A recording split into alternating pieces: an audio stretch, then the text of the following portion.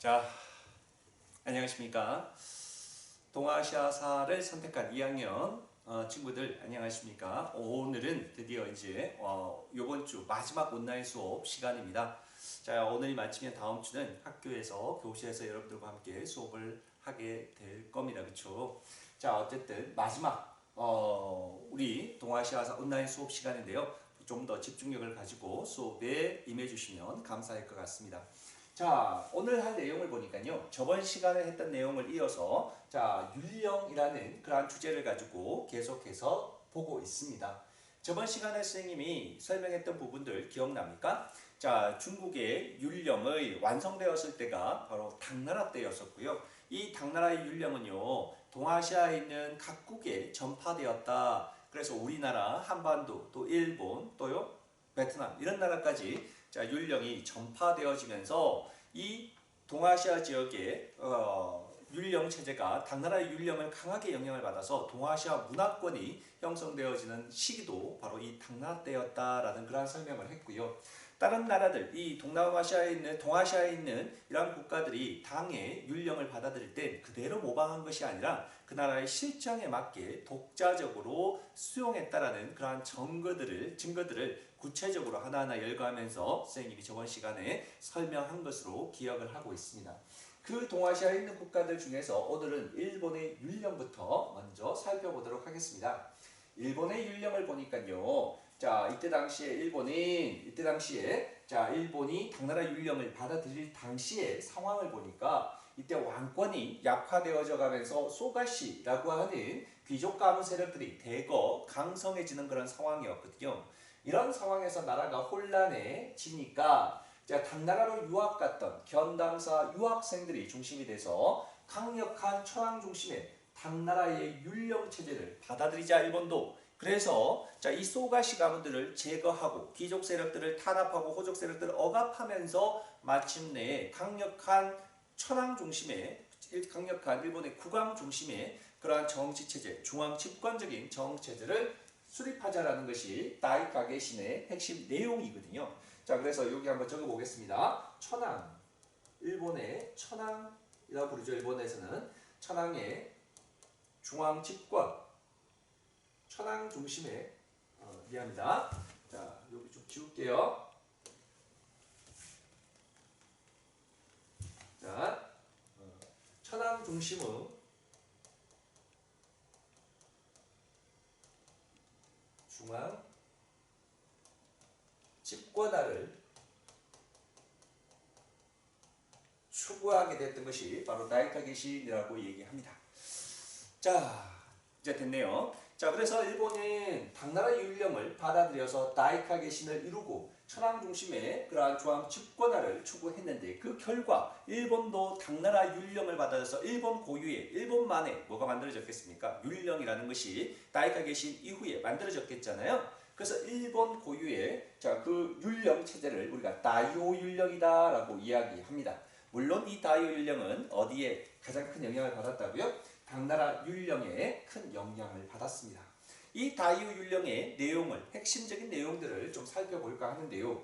이 다이오 율령의 핵심 내용을 보니까요. 중앙 통치 조직, 지방 행정제도 뭐 이런 것들이 여기에 포함되어져 있는데요. 중앙 관제를 살펴보니까 당나라의 중앙 관제, 저번 시간에 공부했던 삼성육부의 영향을 받아서 일본은 일본 고유의 독자적인 그러한 뭐로요? 중앙 관제가 형성되어졌는데 그 독자적인 일본의 중앙 관제가 바로 이관과 뭐로 이루어져 있다는 거요? 팔성으로 이루어져 있다라는 것을 이야기하고 있습니다.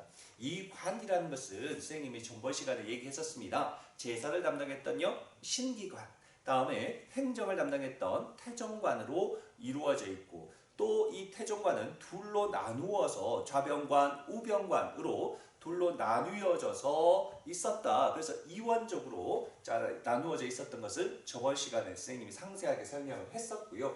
반면에 다이오 율령에 포함되어 있는 지방행정제도를 보니까요. 여기에는 일본은 이때 당시 7개의 도로 이루어져 있거든요. 그 도 아래에 지방행정 조직을 보니까요. 국과 군과 리로 지방 행정 조직이 이루어져 있다라는 것을 알 수가 있고요.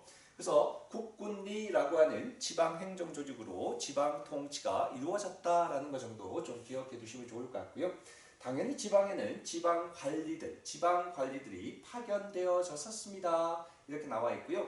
당연하겠죠. 왜? 중앙 집권화를 이루기 위해서는 황제의 명을 받은 지방관이 지방에 파견돼서 지방을 통치했겠죠. 다음에 군, 좀 하위, 낮은 군 관리는 지방 호족이 직접 임명되었다. 뭐 이런 얘기도 나오고요. 일본의 과거제도, 수나라 당나라 때 율령 중에서도 이 중요한 제도 중에 하나가 바로 이 과거제도였잖아요. 일본 또한 과거제도를 해이한 시대 때 수용이 되어졌지만 그러나 하급 실무 관료들을 선발하는데 국한되었다. 그러면 높은 고위 관직이나 주요 관직은 여전히 이 과거제도가 아니고 뭐가요? 추천제가 실시되고 있다. 이런 얘기하고 있는 거잖아요. 그러다 보니까 우리나라나 중국보다 과거제의 비중은 일본이 낮았다라는 것을 알 수 있네요. 다음에 일본의 풍습은요, 근친혼 또 모계 중심의 친족제 같은 중국의 당나라와는 다른 그런 독자적인 풍습의 모습도 유지하고 있었다. 뭐 이런 얘기 하고 있습니다. 다음 페이지 넘어가 보겠습니다. 다음 페이지는요, 베트남의 율령입니다. 베트남의 율령인데요.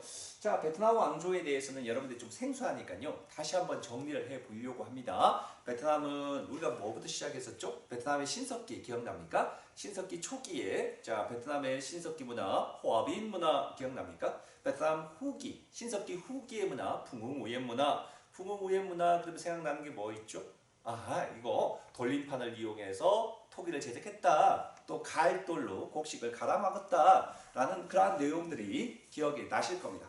다음에 이 신석기를 지나서 청동기 시대로 넘어오면서 베트남의 청동기 문화를 우리가 동선 문화라고 얘기했었고, 이 동선 문화를 상징적으로 보여주는 대표적인 유물을 청동기 북 있었죠? 청동기 북이 있었고, 다음에 이 청동기 시대는 동아시아뿐만 아니라 전 세계에 있는 모든 지역에서 국가라는 것이 최초로 만들어지는 시기가 청동기 시대잖아요. 그 예외가 없이 베트남에서도 최초의 국가가 청동기 시대 때 만들어졌는데, 그 최초의 국가가 흥부왕, 100개 알 기억납니까? 탄생소라 100개 알의 탄생소라를 가지고 있는 흥부왕이라는 인물이 최초로 세웠던 말랑국이라는 나라가 베트남 최초의 국가였다라는 설명을 했었습니다. 이 말랑국이 멸망하고 난 다음에 그 뒤를 이어서 어우락 왕조가 이어졌고요. 이 어우락 왕조의 뒤를 이어서 우리가 공부했던 무슨 나라가요? 제우다라는 인물에 의해서 건국되어졌던 남비엣이라는 나라가 있었죠. 이 남비엣은요, 중국의 한무제에 의해서 결국은 고조선과 함께 점령당했잖아요. 그래서 이 고조선 지역에서는 한 4군이 설치됐고, 이 베트남 남비엣 이 지역에서는 한 9군이 설치돼서 지배했다라고 얘기했었습니다. 베트남은요, 이 한나라의 지배를 대해서 저항을 했었죠. 누가 중심이 돼서요? 증짝, 증리, 증자매의 저항운동이 일어나기도 했지만 결국은 실패로 끝나게 되면서 계속해서 중국의 지배를 받고 있었다라는 설명을 했었습니다. 이 지배는요, 당나라 때까지 계속해서 이어지는데요. 이 당나라는 안남도부부라는 걸 설치해서 이 베트남을 지배하기도 했었거든요. 이런 와중에서 응호 왕조 때가 되면요, 중국이 무슨 시대가 되어지냐면요, 5대 10국의 혼란기거든요. 굉장히 혼란스러운 5대 10국, 절도사들이 당나라가 멸망하고 5대 10국으로 쪼개져서 국가가 분열하고 있는 그런 시기였단 말이에요. 그러한 혼란기를 이용해서 베트남이 독립하게 됐는데요. 그 독립했던 왕조가 응호 왕조라는 왕조였었습니다. 이 응호 왕조는요, 당나라의 제도를 적극적으로 수용하고 고유의 간섭법도 또한 유지하면서 왕조가 계속해서 이어졌는데요. 응호 왕조가 얼마 지나지 않아서 멸망하고요, 새로운 왕조가 들어서게 되는데, 이 왕조는 좀 봐두셔야 됩니다. 리 왕조라는 왕조가 11세기경에 리 왕조가 베트남에 들어서게 되어집니다. 리꽁우원이라는 인물에 외우지 않으셔도 됩니다. 나라 이름은 대월이라고 얘기했고요. 중요한 포인트는요, 이때 리 왕조 때에 중국에 베트남에 뭐가 반포되어진다는 얘기입니까? 율령이 반포되어진다라는 것을 기억하셔야 합니다. 또한 공자를 모시던 사랑도 건립이 되어졌고, 유교 문화를 얘기하는 거죠. 자, 유교 문화. 다음에 과거 제도도 이때 실시되어졌네요. 요거 기억하셔야 되네요. 자, 그리고 유교 교육을 위해서 국자감이라는 교육기관도 이때 리 왕조 때 설치가 되어졌다라는 내용을 얘기하고 있습니다. 좀 봐두셔야 돼요. 핵심적인 내용이요. 리 왕조 때 율령, 과거제도, 국자감 이런 것들이 다 설치되어졌던 때가 베트남의 리 왕조 때다라는 거 좀 기억하시면 좋을 것 같습니다. 자, 다음 페이지 넘어가 보도록 하겠습니다. 자, 다음은요. 이제 주제를 큰 주제가 바뀌어서 불교의 전파와 수용이라는 그러한 내용으로 바뀌었는데요. 자, 이제 불교를 한번 볼 겁니다. 동아시아 문화권을 형성하는 네 가지 요소 중에서 한 가지가 바로 이 불교이잖아요. 불교, 동아시아에서의 불교는 어떤 영향을 끼쳤는지 그런 내용들을 중심으로 해서 한번 보도록 하겠습니다. 이 불교는요, 최초에 어디에서 만들어졌습니까? 인도에서 만들어진 거죠. 자, 언제쯤이에요? 기원전 6세기경입니다. 그렇죠? 기원전 6세기경에 인도 내에서 만들어진 종교인데요. 이 불교라는 것은요, 그 당시 인도에는요, 불교가 만들어질 당시 인도에는 불교 이전에 브라만교, 이런 카스트 제도와 같은 이러한 제도와 종교가 있었는데 여러분 기억납니까? 자, 인도에는 카스트 제도라고 하는 엄격한 신분 제도가 있었잖아요. 그 카스트 제도의 제일 높은 계층들이 바로 누구였습니까? 브라만 계열이었잖아요. 그렇죠? 네 개의 신분 제도가 뭐 있었습니까? 제일 높은 신분이 브라만, 그 다음이 크샤트리아, 다음이 뭡니까? 수드라, 다음이 뭡니까? 바이샤, 수드라, 뭐 이런 같은 신분 제도로 네 개의 큰 신분 제도로 나누어져 있는 것이 인도의 카스트 제도인데요. 그런데 이 당시에 브라만교라는 종교는 이 브라만 계급들을 위한 그러한 종교이지 하층민들을 위한 종교가 아니었잖아요. 바이샤나 수드라를 위한 그러한 종교가 아니었다는 얘기입니다. 이때 억압받고 탄압받고 있는 이러한 바이샤와 수드라 이러한 계층들을 위해서 새롭게 만들어진 종교가 바로 불교다라는 얘기입니다. 불교 교리의 특징을 보니까 인광보, 윤회, 또 수행을 통한 해탈, 자비, 평등 이런 것들이 강조되어졌네요. 그렇죠? 자, 여기서 평등을 강조했다는 얘기는 인도 내에 고유한 신분제도였던 카스트 제도를 어떻게 했다는 거 알 수 있어요? 반대했다라는 내용이 여기에도 포함되어 있는 거네요. 그렇죠? 뭐 이런 내용이고요. 다음에 여기 출가자들을 중심으로 해서 형성됐고 여러 부파가 형성되었다라고 나와 있는데요. 이런 부분에 대해서는 여러분들이 뭐 그렇게까지 알 필요는 없을 것 같고요. 다음에 대승불교 한번 보겠습니다.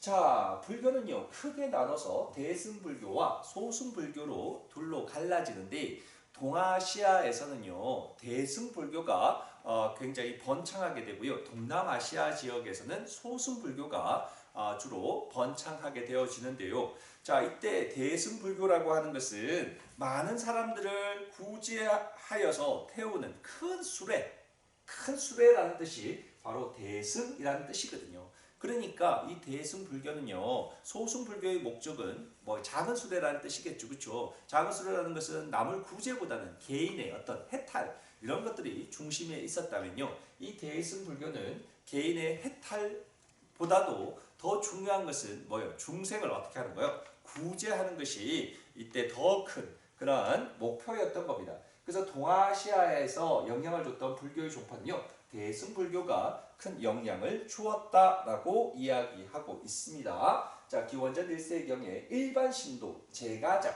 일반 신도들을 중심으로 그러니까 누구를 중심이 아니고요. 이때 출가자 중심이 아니라 이때 일반 신도들을 중심으로 해서 이타행을 강조하는 이타행이라는 것은 뭘 얘기하는 겁니까? 이타행이라는 것은 중생구제를 얘기하는 거죠. 그렇죠? 중생구제를 강조하는 새로운 불교 운동이 등장하게 되어지면서 동아시아 지역에서는 특히 대승불교가 특히 유행하게 되었다라는 개념이고요. 이 대승불교의 큰 특징들을 보니까요. 자, 이때 석가모니를 신성화했다. 이런 내용이 있고요. 다음에 여기서 제일 중요한 포인트 중에 하나 부처의 자비에 의해서 뭐 한다는 거? 중생을 뭐 한다는 거요? 구제한다는 그런 내용이 포함되어 있고요. 또 하나 보살이라는 그런 특이한 개념이 포함되어져 있다라는 거 사용하고 있다는 거요. 보살이라는 개념은요, 선생님이 학습지에다가 거기다가 간략하게 설명을 했는데요. 깨달음을 경지에 이르렀지만 깨달음을 이루었으면 해탈을 해야 되잖아요. 그런데 해탈할 것을 잠시 미루고 중생구제를 먼저 하기 위해서 노력하는 그러한 존재들을 바로 자 보살이라고 얘기합니다. 그러니까 자 깨달음을 얻어서 해탈의 경지에 해탈을 이루어서 부처가 되어야 되는데 깨달음은 얻었지만 해탈하는 것을 잠시 미루고 뭘 했다. 자기의 어떤 개인적 해탈을 잠시 미루고 어리석은 중생들을 구제하기 위해서 노력하고 있는 사람들을 우리가 보살이라고 얘기하는데 이러한 보살이라는 개념도 어디에서 나온다고요? 대승불교에서 주로 사용되는 그러한 개념이다 이런 거고요. 다음에 정토신앙이라는 신앙이 또 자 여기 얘기되고 있는데요. 정토신앙이라는 것은 이 대승불교에서 얘기하고 있는 정토신앙의 개념은요. 자 해탈을 우리 깨달음 우리가 해탈을 하려면 좀 깨달음을 얻으면 해탈을 하게 되잖아요. 해탈을 해야지만이 뭐가 되는 거예요? 극락왕생하는 건데 근데 이 정토신앙이라는 것은 해탈을 통하지 않아도 부처님의 자비에 의해서 극락왕생할 수 있다라고 하는 그러한 믿음이 여기에 또 포함되어져 있는 것을 우리가 정토신앙이라 그러고 이 정토신앙이 또한 대승불교의 또 하나의 큰 특징이다 뭐 이런 얘기하고 있습니다. 자 다음 대승불교의 한 갈래이지만 주술 요소가 여기에 또 포함되어져 있으면서 동남아시아, 티베트, 중국, 일본 등에까지 전파된 밀교 이런 밀교도 등장했다. 불교의 하나의 그러한 세력이었던 거죠, 그렇죠? 뭐 이 밀교는 뭐 넘어가셔도 관계 없을 것 같습니다. 자 여기서 자 다시 한번 정리할게요. 자 이 동아시아의 불교는 자 인도에서 만들어졌던 자 이 불교가 동아시아의 기원전 1세기경에 일반 신도들을 중심으로 해서 자 이타행 중생구제를 강조하는 새로운 불교 운동으로 등장했던 대승불교가 중심으로 해서 자 발전했다라는 거, 자 대승불교 중심이었다는 거 좀 기억하시면 좋을 것 같습니다. 이 대승불교의 가장 큰 핵심 키워드는 개인의 해탈보다는 무엇을 더 강조한다는 거, 중생의 구제 이런 것들을 훨씬 더 강조하기 때문에 나의 개인적 이익 이런 것보다는 남을 위한 이타적인 것들을 강조한다. 이타적인 행동들을 더욱더 강조한다. 이런 얘기하고 있는 거죠. 그러니까 다 이어지는 그런 개념이라는 것을 좀 이해하시면 좋을 것 같고요. 자 다음에요. 요거는 봤죠? 우리가 다음 페이지 요건가? 요거 봤죠? 자 다음에 불교의 중원전파라는 내용인데요. 자 불교는 아까 얘기한 것처럼 6세기경 기원전 6세기경 인도에서 만들어졌다라고 얘기했었습니다. 그 인도에서 만들어진 인도의 불교가요. 자 중국으로 비단길을 통해서 유입되었다 이렇게 얘기했고요. 위초고 그러니까 한 나라가 멸망하고 난 다음에 삼국시대 위초고 그 위진남북조의 첫 시작 그 위 요거 얘기하는 거죠, 그렇죠? 이 삼국시대 위초고 삼국시대 때에 자 불교가 본격적으로 수용이 되어졌고 자 서역 출신의 승려들이 자 한자로 불경을 번역했습니다. 자 그러면서 한자 보급이 촉진되었다라고 얘기하고 이때 당시에 자 중앙아시아 출신의 대표적인 승려 자 강승회라는 인물이 있었는데요. 강승회라는 그러한 승려가 자 불교 경전을 한문으로 번역하기도 했고요. 위초고라는 나라에 자 5나라 있죠, 그렇죠? 위초고 세 나라 중에 삼국 중에 5나라의 손권을 불교 신자로 귀의시키기도 할 만큼 이 중국의 불교를 전파하는데 큰 역할을 했다 이런 얘기하고 있고요. 자, 그 뒤를 이어서 중국의 남북조 시대 때는 어떠했을까라는 내용인데요. 자, 남북조 시대의 좀 특징들을 선생님이 간단하게 한번 얘기해 보려고 해요. 남북조 시대 때는요, 그 전행과는 좀 다르게 유교가 점차적으로 쇠퇴하고요. 반면에 불교와 또요, 도교가 번창했던 시기가 바로 남북조 시대다라고 이야기하고 있습니다. 자 그러면 왜 그런 일들이 벌어졌는가 한번 보도록 하겠습니다.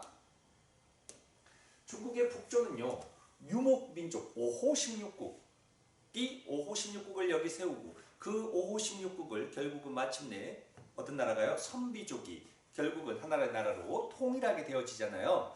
자, 그러다 보니까 이 한족들을 몰아내고 이 화북 지역을 유목민족이라고 하는 유목민족들이 이 지배하고 있는 그런 상황이다 보니까 이 유교와는 다르게 유교는요 한족 중심의 학문이잖아요. 그래서 이 유교에서는 우리가 이렇게 화이론 이런 것들을 강조하죠. 세상의 중심은 한족이고 주변에 있는 유목민족들은 야만족, 오랑캐다라고 인정을 했거든요. 그러니까 이러한 민족적인 그러한 한족을 우대하는 그러한 학문이 바로 우리가 유교라고 한다면, 반면에 불교는 그러한 유목민족이나 한족이나 차별을 두지 않았잖아요. 우리가 앞에서 살펴본 것처럼 불교는 모두 평등을 강조한다 이렇게 얘기했잖아요.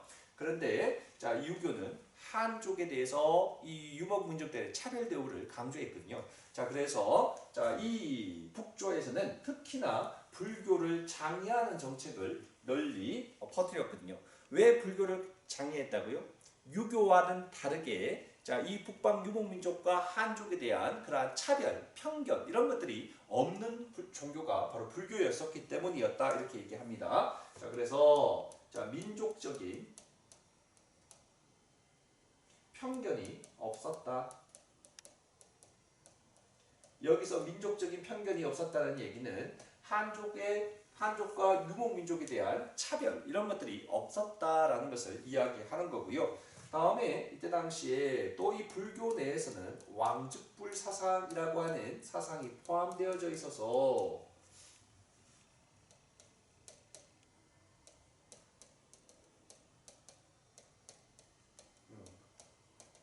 유목민족들이 강력한 왕권을 수립하는데 이 불교가 이용되어졌고, 자, 왕즉불이라는 것은 왕이 곧 뭐란 얘기입니까? 부처다 이런 얘기잖아요. 왕이 곧 부처와 같이 신적인 존재이기 때문에 왕에게 명령을 다 어떻게 한다고요? 따라야 해 이런 얘기잖아요. 그래서 왕의 권한을 강화하는 데 이 불교가 사용이 되어졌다 이런 얘기하고 있는 겁니다. 그래서 이 북조 시대 때는요, 북조에는요 거대한 사찰들과 특히 큰 불상들이 이때 많이 제작되어졌는데요. 이 시험 문제 꽤 자주 나오는 겁니다. 이 북조 시대에 만들어진 대표적인 불상들이 두낭, 윙강, 또요 룽먼, 이런 석굴, 땅을 파서 그 안에 부처를 모시는 석굴사원, 우리 그러니까 뭐 어떤 거예요? 석굴암 같은 거죠. 자, 그래서 땅을 파고 그 안에다가 어떻게 하는 거예요? 이 부처님을 모시는 석굴사원들이 많이 제작되어지는데, 그 석굴 안에 보니까 여기 있는 불상들이 굉장히 거대한 그런 불상들이 많이 제작되어 있다. 여러분들 꼭 그림으로 확인해 두셔야 됩니다. 이 석굴사원에 있는 불상들은요, 시험 문제 출제도 굉장히 많이 되는 부분이 있으니까요, 꼭 좀 보시기 바라고요. 다음에 자, 남조 시대, 남조인데요. 자, 남조는 북조보다는 아직까지 유교적인 전통이 남아 있겠죠. 유교적인 전통과 거기에 더해서 또 이때 남조 또한 북조와 마찬가지로 불교적인 문화 또한 번창하고 있었다 이렇게 얘기할 수 있네요. 남조 같은 경우는 유교 플러스 도교 플러스 불교 이런 것들이 다 골고루 발전해 있다 이렇게 보셔도 되겠네요. 자, 남조에서의 불교는요, 남조 중에 동제, 송제, 양진 이렇게 변천해 가잖아요, 왕조가. 자, 동진 시대 때 대표적인 승려 한 명만 기억하겠습니다. 법현이라고 하는 승려가 남조의 대표적인 승려로 소개되고 있습니다. 자, 인도를 순례한 이후에 불국기라는 저서를 남기기도 했던 그러한 인물이고요. 다음에 황제임에도 황제를 버리고, 황제라는 신분을 버리고 스스로 승려가 됐던 완전 그쵸, 유명한 황제가 한 명이 있는데요. 그 인물이 양무제라는 그러한 인물이 이때 남조에 있었습니다. 양무제는요, 이때 자신이 그만큼 황제이면서도 불교 장려를 위해서 엄청난 그러한 노력을 했던 그런 인물이 양무제라는 인물이고요. 백제에 또 불교를 전파하기도 했던 것이 바로 이 남조의 동진 때였었거든요. 그래서 동진 때, 이때 동진에서 백제로 불교가 전파되었다라고 이야기하고 있고요. 다음에 자, 또한 인도의 승려 달마가 이때 선종이라는 불교 종파 6세기 때 선종이 등장하게 되면서 자, 이 선종을 통해서 직관적 깨달음, 참선 이런 걸 중시하는 이 선종이 또 등장해서요. 우리나라에서도 이 선종이 영향을 끼치죠. 그래서 이 선종 같은 경우에는 특히 무신 세력들과 이 결합하는 그러한 선종 세력이었잖아요. 자, 그런데 우리가 고려시대 때 역사를 공부하면서도 특히 이거 뭐요? 참선, 수행 이런 것들을 강조했었잖아요. 반면에 우리가 선종과 대비해서 배웠던 게 바로 뭡니까? 교종 이 공부했잖아요. 교종과 선종에 대한 구분 이런 것들을 학사 시간에 설명을 했던 것으로 기억합니다. 자, 뭔가 좀 내용이 좀 방대하고 뭔가 좀 많은 내용들을 좀 얘기한 것 같은데요. 자, 여러분들이 온라인 수업에서는 요 정도 하고요. 다음 주에 여러분들이 등교를 하시면 보다 더 좀 상세하게 설명을 다시 한번 하도록 하겠습니다. 오늘 수업은 여기까지 하도록 하겠습니다.